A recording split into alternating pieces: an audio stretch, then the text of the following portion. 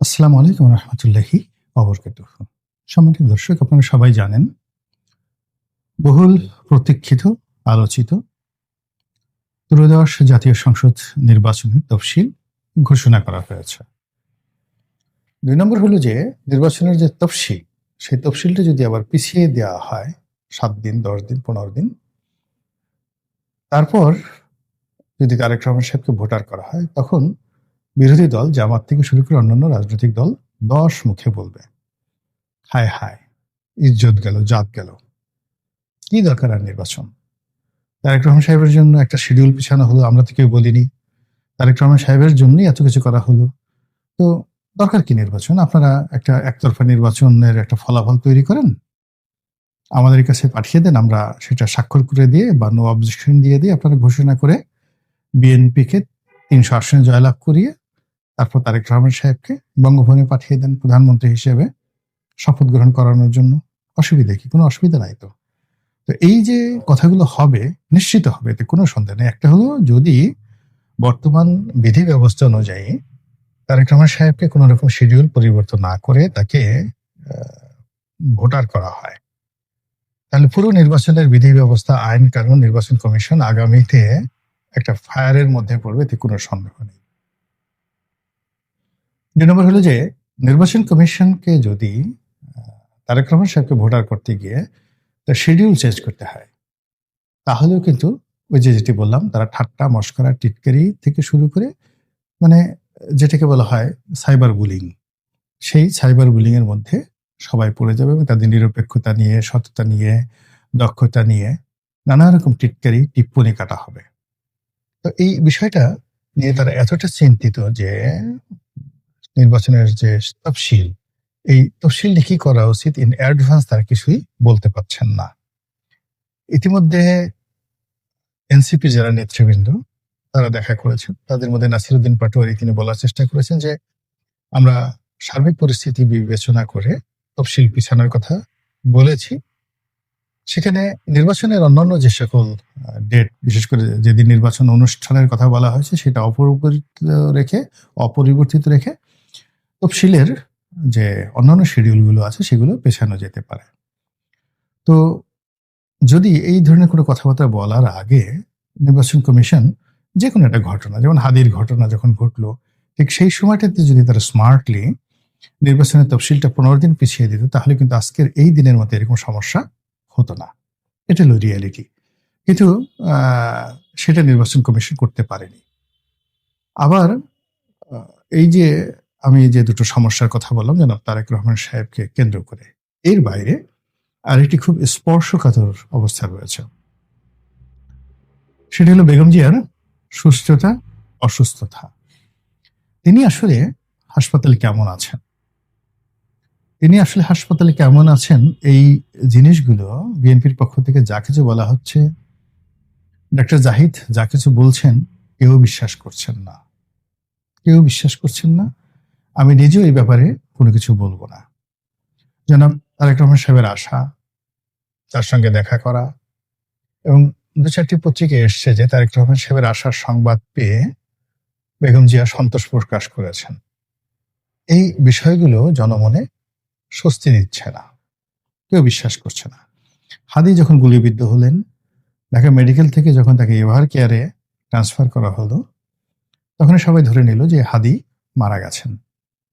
মূলত একটি বিরূপ পরিস্থিতি এড়ানোর জন্য এভার কেয়ারে রাখা হয়েছে, অ্যাজ বিকজ সেখানে এসএসএফ রয়েছে, এবং সেই অবস্থাতে মানুষের সেন্টিমেন্টটিকে আরো লিঙ্গারিং করার জন্য তাকে সিঙ্গাপুরে পাঠানো হয়েছে।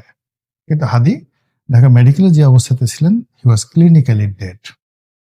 এটা তার যারা মস্তিষ্কের অপারেশন করেছেন তারাই প্রথম দিকে বলেছেন। কিন্তু এটা নিয়ে যে গেম হয়েছে, রিমিক্স হয়েছে, ওই রকম মানে পলিটিক্যাল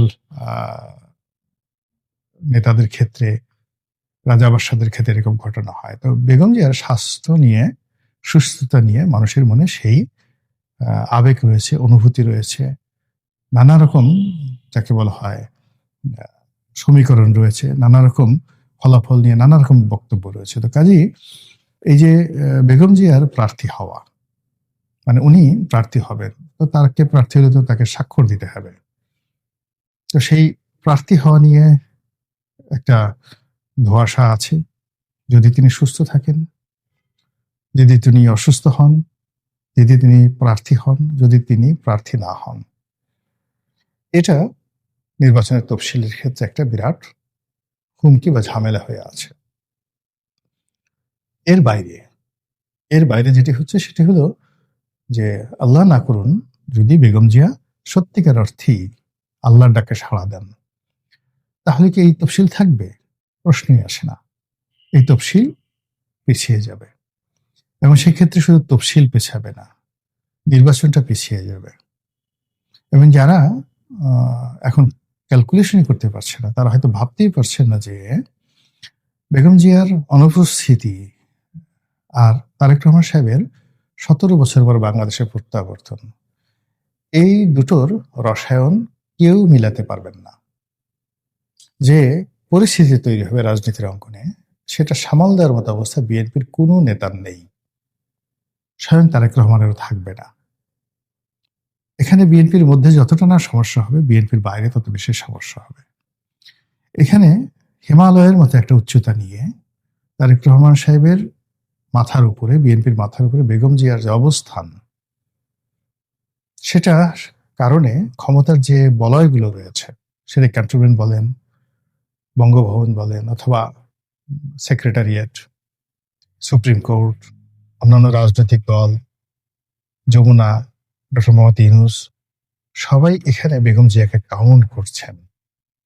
কিন্তু যখন এই বেগম জিয়ার প্রসঙ্গটা চলে যাবে, শুধুমাত্র তারেক রহমান সাহেব বিএনপি থাকবে, তখন বিএনপি যারা প্রতিপক্ষ, তাদের সবার মধ্যে একটা উল্লাস তৈরি হয়ে যাবে, এমনকি আওয়ামী লীগের মধ্যেও। সেটা যদি হয়, আল্লাহ মাফ করুক, পুরো এখন যে ধরনের রাজনীতির হিসাব রয়েছে, সব হিসাব এলোমেলো হয়ে যাবে। আমি যে কথাগুলো বললাম, এটা কেবলই মাত্র রাজনীতির একটা ধারণা থেকে, গণনা থেকে,